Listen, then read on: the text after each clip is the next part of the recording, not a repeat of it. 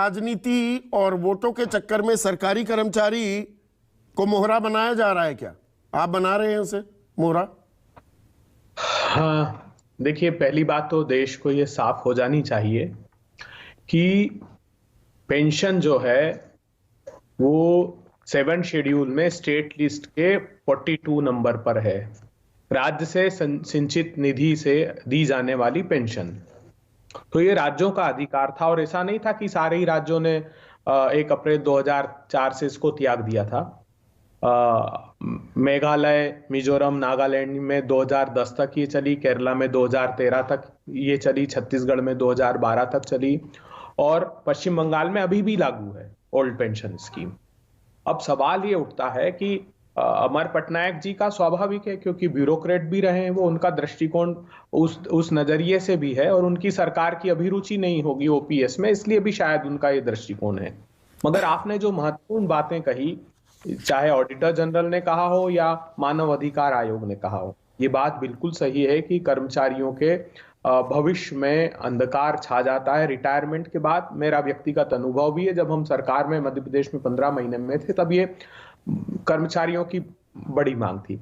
जहां तक रहा पैसे का प्रश्न, तो प्रधानमंत्री जी जिसकी अध्यक्षता करते हैं नीति आयोग, वो क्रिटिसाइज कर चुका है और वो तो कह रहे हैं कि हम सारे राज्यों को इस संदर्भ में पत्र लिखेंगे। वित्त मंत्री जी इसकी आलोचना, भारतीय जनता पार्टी के सारे वरिष्ठ नेता आलोचना कर रहे हैं इसकी। बड़ा सवाल यह है कि प्रधानमंत्री जब सामाजिक न्याय की योजनाओं को रेवड़ी बता दें तब ये बात स्पष्ट हो जाती कि इनका उद्देश्य क्या है। मैं पटनायक साहब से पूछना चाहता हूं, ये जो बैंकरप्सी इंसॉल्वेंसी कोड है, इसमें हेयर कट के नाम पर 99% तक हेयर कट दिया जा रहा है। 8-8 हजार करोड़ कंपनी को 200-200 करोड़ में सेटल कर रहे हैं, 5.5 लाख करोड़ का चूना लगा दिया, उस पर कोई नहीं बोलने वाला है।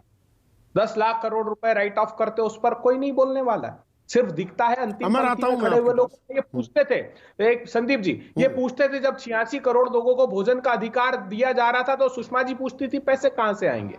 जब हम जमीन के मुआवजे का समाधान ढूंढ कर लाए 100 वर्षों बाद किसानों की, तो बोले 4 गुना मुआवजा देने के लिए पैसा कहां से रहेगा। जब हम न्याय योजना की बात कर रहे थे कि अंतिम पंक्ति में खड़े हुए 20 करोड़ लोगों को 6,000 रुपए महीना देना चाहिए, तो ये पूछते थे पैसा कहां से आएगा। लेकिन वो जो हवाई जहाज में बिठाकर विदेश भगा दिया, उनसे नहीं पूछने का साहस जुटाया। अतीत में जा रहे हैं ना अबे दुबे, अतीत में। और मैंने शुरुआत में ही कहा, योजना लागू की वाजपेयी सरकार ने, मुकम्मल तौर पर कार्यान्वित की आपकी सरकार ने, यूपीए की सरकार, मनमोहन सिंह की सरकार। आपने कुछ राज्य भी गिना दिए कि वहां पर एनपीएस लगाई नहीं, 7वें शेड्यूल का भी आपने जिक्र कर दिया। पर उस वक्त के प्रधानमंत्री मनमोहन सिंह और उस वक्त के वित्त मंत्री पी चिदंबरम मुख्यमंत्रियों की बैठक बुलाकर और पेंशन का क्या असर होता है सरकारी खजाने पर, और आप आइए पब्लिक फंड्स में ये पैसा आने दीजिए, इसके लिए प्रोत्साहित करते दिखाई दे रहे थे। मतलब उस वक्त सोच कुछ और थी, उस वक्त का अर्थशास्त्र कुछ और था। आज अपने ही किए हुए काम को आप यू टर्न कर रहे हैं राजनीति के लिए। मेरा मूल सवाल अभी ये है संदीप चौधरी जी, देखिए ये बात कहना, आज जो अड़ंगे केंद्र सरकार डाल रही है, जैसे वो कह रहे हैं कि हम राजस्थान का जो एनपीएस का पैसा है 10% तो वो कर्मचारियों का ही हिस्सा था ना जो उसमें लगाया है, देने से इनकार कर रहे हैं। मैं ये पूछना चाहता हूं कि जब 90 के दशक की बात कर रहे हैं पटनायक साहब, जब लिबरलाइजेशन का दौर चालू हुआ था, तब इकोनॉमी इतनी वाइब्रेंट हमारी नहीं थी, तब अफोर्ड नहीं कर सकते थे स्टेट। लेकिन आज अगर हम किसी हद तक राज्य सरकारें चाहें तो सही तौर पर लागू इस स्कीम को, एनपीएस को आपने किया ना। आज राजनीति के चक्कर में आप पुरानी पेंशन स्कीम की बात कर रहे हैं और अधर में अटक गया सरकारी कर्मचारी।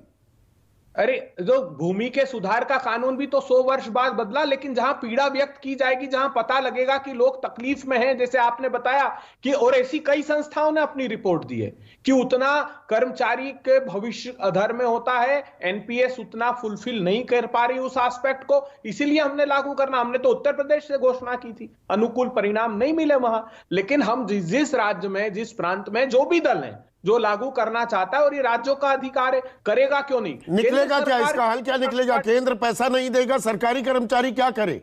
आपने शर्त लगा दी कि जी पुरानी पेंशन स्कीम में आओगे, नई पेंशन स्कीम से पैसा निकाल नहीं पाओगे, उसको तो हम रखेंगे, उससे जीपीएफ देंगे, वो पैसा मिलेगा नहीं राज्य को, नहीं देखिए रायता फैल जाएगा ना। नहीं, कोई मैकेनिज्म उसका निकलेगा, हम उसको छोड़ने वाले नहीं है। कोई मैकेनिज्म निकलेगा, तब तक दिल की धड़कनें बढ़ती रहेंगी सरकारी कर्मचारी। कोई दिल की धड़कन नहीं, हमने जो कमिटमेंट किया है उसको फुलफिल करेंगे, उसका कोई ना कोई सॉल्यूशन। अभी मैं टेलीविजन पर वो बताना बात नहीं करना चाहता उसका खुलासा, क्योंकि राज्य सरकार उस संदर्भ में बहुत गंभीरता से अपना काम कर रही है। और हमने जो 35,000 करोड़ रुपए है, कोई जादुई छड़ी थोड़ा है कि 35,000 करोड़ रुपए आप ले आएंगे। नहीं, वो तो केंद्र सरकार की मंशा भी नहीं है, मैं साफ बता दूं।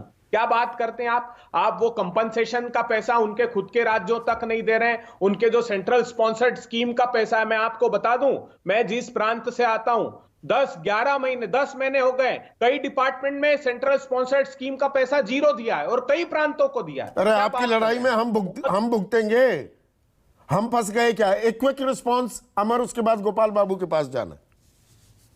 पहला चीज है कि जो इंसॉल्वेंसी बैंक्रप्सी कोड के बारे में अभी बात हुई, उसमें उसका तो इसके साथ कोई ताल्लुकात नहीं है।